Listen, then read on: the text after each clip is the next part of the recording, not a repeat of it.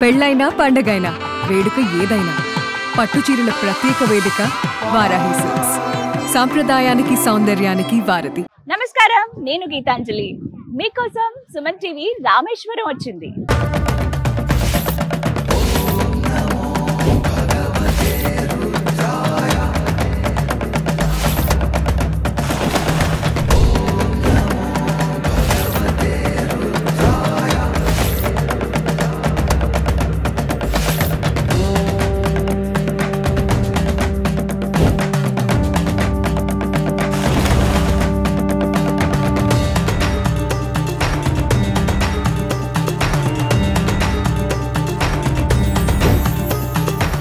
రామేశ్వరంలో Suman TV.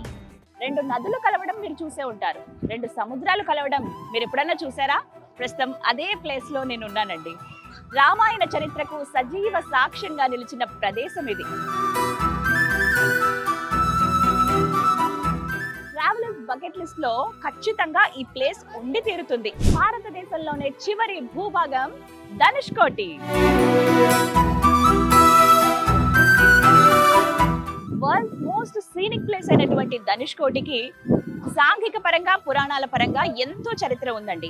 ఈ beautiful place ని చూస్తూ ఆ విశేషాలు మాట్లాడుకుందామా? రండి. ఇక్కడ నా వెనకాల కనిపిస్తున్న పిల్లర్ చూసారా? నేషనల్ ఎంబ్లెమ్ 4 సింహాలు. ఇండియా బోర్డర్స్ ఎక్కడెక్కడైతే ఉంటాయో ఆ కీ పాయింట్స్ దగ్గర ఖచ్చితంగా మన నేషనల్ ఎంబ్లెమ్ ఉంటుందండి.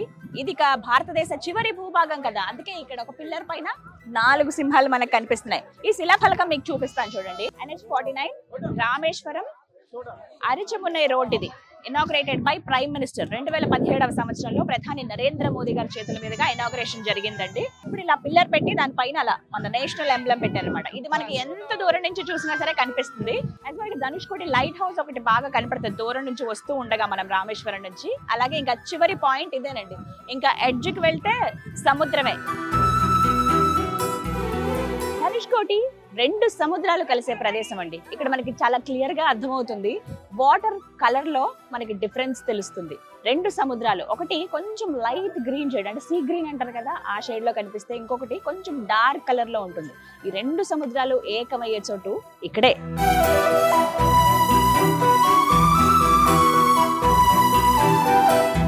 ధనుష్కోటి దగ్గర ఉన్నటువంటి ఈ సీ షోర్ మోస్ట్ డేంజరస్ అని చెప్తారండి. దీనికి సంబంధించి బోర్డ్స్ కూడా మనకి ఇక్కడ ఉంటాయి, ఇండికేషన్ గమనించవచ్చు. Sea shore is most dangerous with strong current and sudden drop of area. Sudden గా అలలు ఎగిసి పడవచ్చు, అందుకనే కిందకి కూడా దిగనివ్వరు. ఇక్కడ వరకు కట్టేశారో, పైన పెద్ద పెద్ద రాళ్ళు ఎక్కడైతే వేశారో అక్కడ వరకే ఆగి మనం సీనరీని చూడాలి తప్ప సీలోకి దిగే ప్రయత్నం అయితే చేయొద్దు అని ఇక్కడ ఇండికేషన్స్ ఉంటాయి. జాగ్రత్త వహించాలి.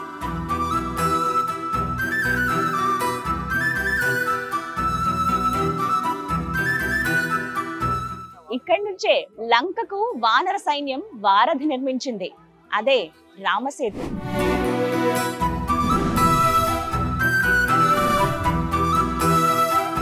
అయితే ఆ రామసేతు ప్రత్యక్షంగా మనం చూసేందుకు మన కళ్ళకైతే కనిపించదండి. నావిగేషన్ ద్వారా కొన్ని పిక్చర్స్ లో మీరు చూసుంటారు, అలా మాత్రమే మనం చూడగలం. అయితే ఎప్పుడైనా తుఫాన్లు అవి వచ్చినప్పుడు, పెద్ద పెద్ద వరదల్లాగా ఏమైనా వచ్చినప్పుడు సముద్రంలోంచి అలా 1-2 రాళ్ళు అలా కొట్టుకు వస్తూ ఉంటాయి. అలా వచ్చిన వాటిని దేవాలయంలో భద్రపరుస్తూ ఉన్నారు. ఎవరైతే భక్తులు వస్తారో వాళ్ళ వీక్షించేందుకు. అయితే ఇక్కడ మనం ప్రత్యేకంగా పంచముఖి హనుమాన్ దేవాలయంలో ఆ రామసేతు వారధులు ఏవైతే రాళ్ళు ఉపయోగించారో ఆ రాళ్లను మనం అక్కడ చూడొచ్చు, స్పృశించవచ్చు కూడా.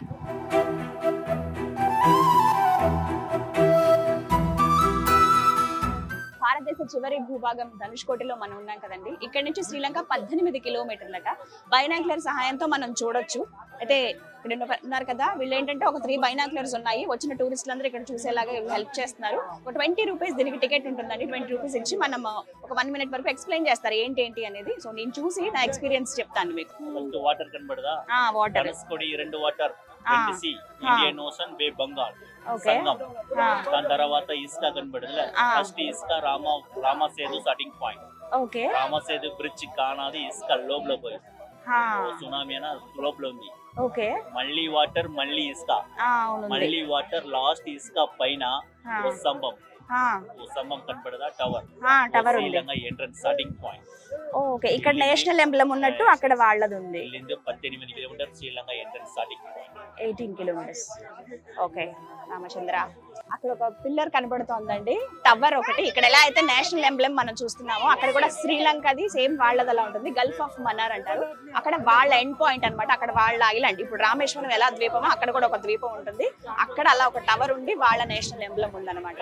రెడ్ అండ్ డార్క్, రెడ్ అలాగే డార్క్ సిమెంట్ కలర్ లో కనిపిస్తుంది స్తంభం అనేది. మంచి ఎక్స్పీరియన్స్ ఇది. మీరు రామేశ్వరం వచ్చినప్పుడు ధనుష్కోటి రండి, ఇక్కడ నుంచి డెఫినెట్ గా ఈ ప్లేస్ ని చూడండి. రామసేతు పైకి మనకి కనిపించదు ఎట్టి పరిస్థితుల్లో, నావిగేషన్ లో ఉన్న పిక్స్ ద్వారా మాత్రమే మనం చూడగలుగుతాము, మునిగిపోయింది కాబట్టి. బట్ ఇక్కడ నుంచి అయితే చాలా బ్యూటిఫుల్ వ్యూ అండి, అంత దూరంలో ఉన్న దగ్గర ఉన్నట్టుగా కనిపిస్తుంది. Very nice experience. మీరు కూడా ఖచ్చితంగా వచ్చి అనుభవించండి, అనుభూతి చెందండి. Thank you.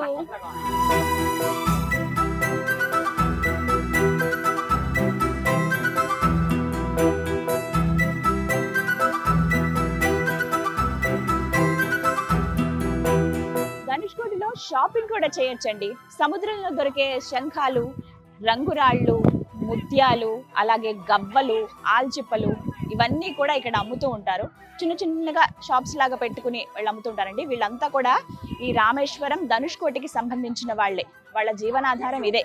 ఎవరైతే టూరిస్టులు వస్తారో వాళ్ళు వచ్చి వాళ్ళకి అమ్ముతూ ఉంటారు, అవి కొనుక్కుంటే వచ్చే డబ్బులతోనే వాళ్ళ లైఫ్ గడుస్తుంది.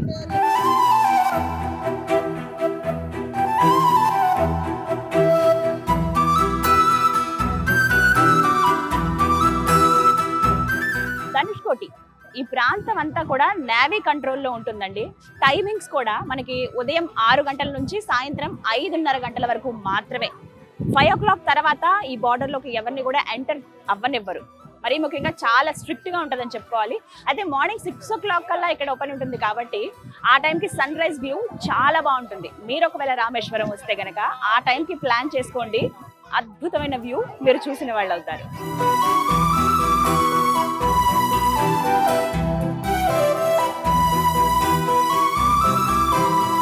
సందర్శకులకు ధనుష్కోటి చాలా అద్భుతమైన ప్రదేశం అండి. ఓ పక్కన ఫన్ ఉంటుంది, బీచ్ లో చాలా ఎంజాయ్ చేయొచ్చు. దాంతో పాటుగా మనకి ఈ సముద్రంలో దొరికేటువంటి చేపలు అప్పుడే పట్టి ఫ్రై చేసి ఇస్తూ ఉంటారు. చాలా నామినల్ ప్రైజెస్ లోనే మనం ఆ ఫుడ్ ని కూడా ఎంజాయ్ చేయొచ్చు.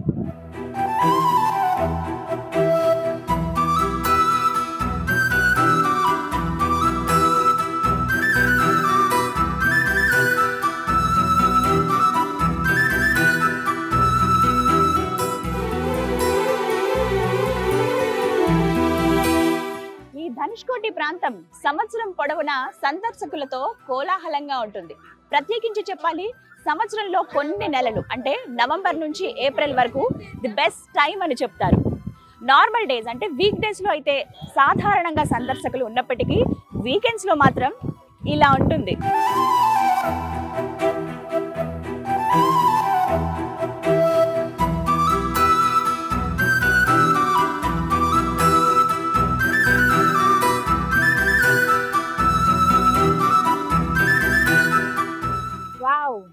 ఎంత బ్యూటిఫుల్ ప్లేస్ కదా, చూస్తున్న మీకు డెఫినెట్ గా ఇక్కడికి రావాలనిపిస్తుంది కదా.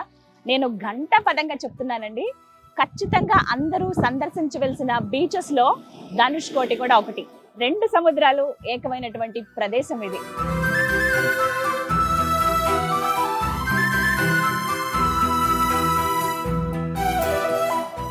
ధనుష్కోటి ఈ ప్రాంతం రామేశ్వరం దగ్గర నుంచి 20 కిలోమీటర్లండి. ఆ మార్గంలో వస్తూ ఉండగానే ఇంకా కొన్ని బ్యూటిఫుల్ ప్లేసెస్ కూడా ఖచ్చితంగా సందర్శించవలసినవి కూడా ఉంటాయి. ఒకటి జడతీర్థం, ఆ తర్వాత కోదండరామస్వామి వారి ఆలయం. అక్కడి నుంచి 10 కిలోమీటర్ల దూరంలో ధనుష్కోటి ఉంటుంది. ఈ వ్యూ, ఈ ప్లేస్, ఈ రోడ్స్ అన్ని కూడా చాలా కంఫర్టబుల్ గా ఉంటాయి.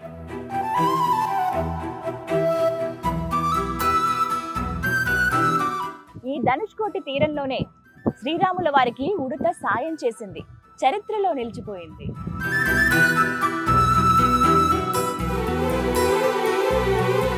వానర బంధం వారధి బంధంగా మారిన ప్రదేశం ధనుష్కోటి.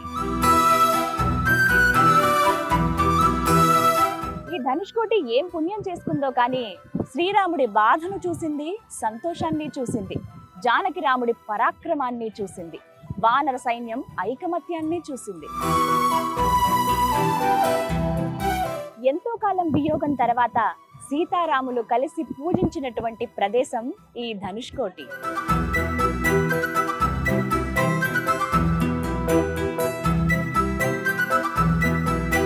చూసారుగా ధనుష్కోటి అందాలను.